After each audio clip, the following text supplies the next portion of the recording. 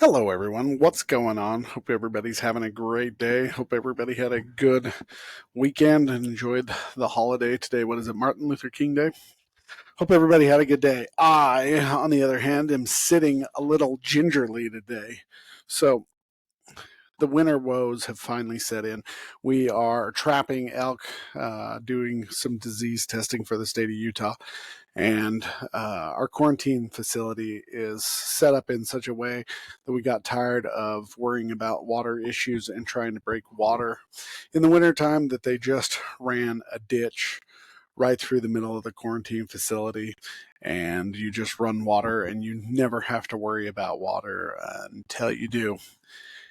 So today, and then for the last 2 weeks, we've been fighting it. But the water, we had such a bad windstorm last week that it blew in our ditches. Our ditches are really deep, especially this one, 4 feet, 4 or 5 feet deep. And it was completely filled in. A half a mile of ditch line was completely filled in with the snowstorm that we had. We've had quite a few, but we had two windstorms that were probably pushing 30, 50 mile an hour gusts, somewhere between there. And it just, the windrows, the wind drift that we had from the snow just filled in the ditches. And the snow here in Utah is so dang dry that as soon as moisture hits it, it sucks it up.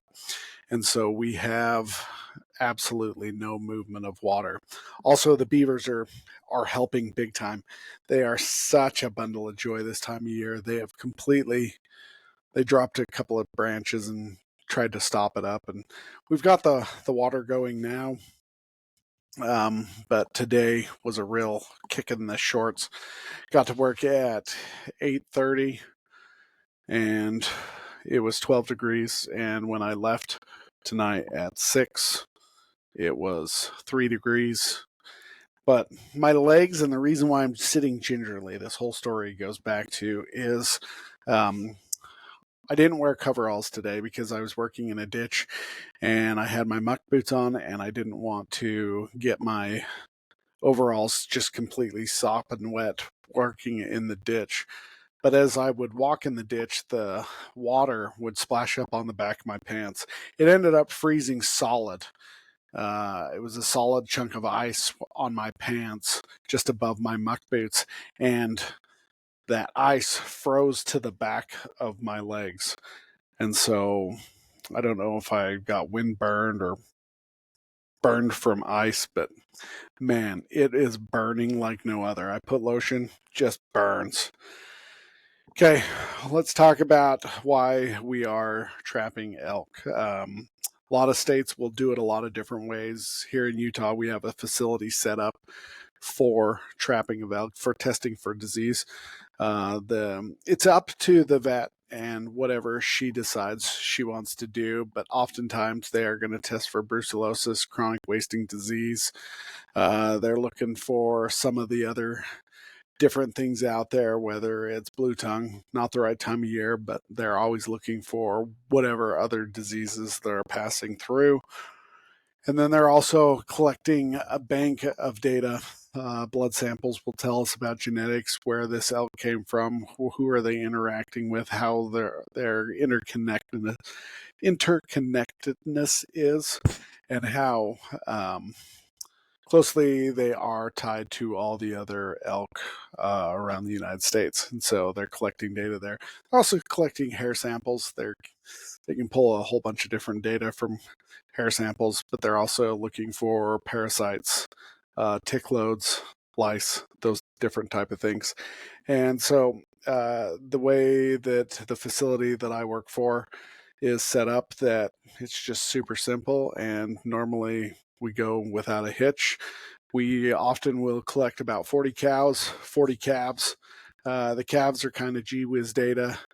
The manager of the ranch he's ear tagging the calves, and they're putting a few collars on calves. They're just looking at dispersal and seeing if they can monitor them for periods of time between, I don't know, 5 and 6 years or so.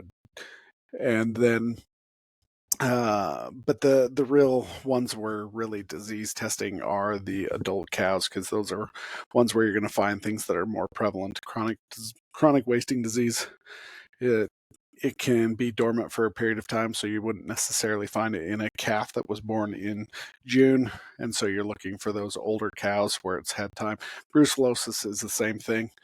Um, it's not going to show up in a calf really quick. It's going to lie dormant for a period of time before it pops. And so the older cows, not necessarily the yearlings, but the older cows are the ones we're really interested in, looking for all that different sort of data. If you ever come to Utah and you are elk hunting, or you're just out and about and you're seeing bulls that are tagged, especially in northern Utah, oftentimes these bulls are tagged in northern Utah as calves. We have a facility that sorts them. The cows and calves can get through. They're called an excluder, but the bulls can't because their antlers are too big. We will get spikes, but we do sort spikes out of the mix because we don't want to deal with them. They are putting a few collars on, and it depends on who's providing the money for the collars, but they can request to throw some collars on some bucks or bulls. Again, it's more GWiz data. How are these males dispersing? How are they moving about the landscape? Those type of things. Again, we tend to focus more on the females. The females are the ones that are carrying the calves and the fawns to term, and it's more about their health that we tend to focus on. But you will see a few bulls with some ear tags. You will see a few bulls with some collars, but we tend to focus more on the cows. So 40 cows, 40 calves.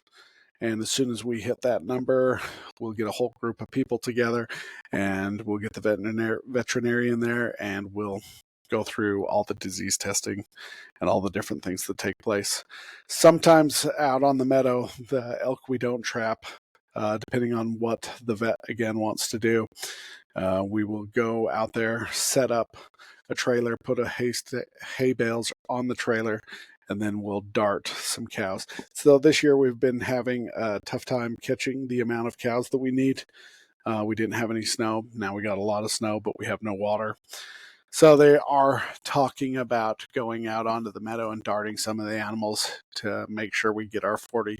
We've got a lot of calves, just not a lot of cows. And so we'll have to see how that plays out. Today is probably the coldest day. When I left at 6 o'clock, it was 3 degrees. We do have an advisory saying that with the wind chill tonight and tomorrow, it's going to be negative 20. And so that also may play a factor, because if we have to start hauling water to the trap, that just makes life a heck of a lot more difficult, a lot more time consuming, and there's just no real time available. So that is what my day was like today. Hope you guys have a great day. Stay wild.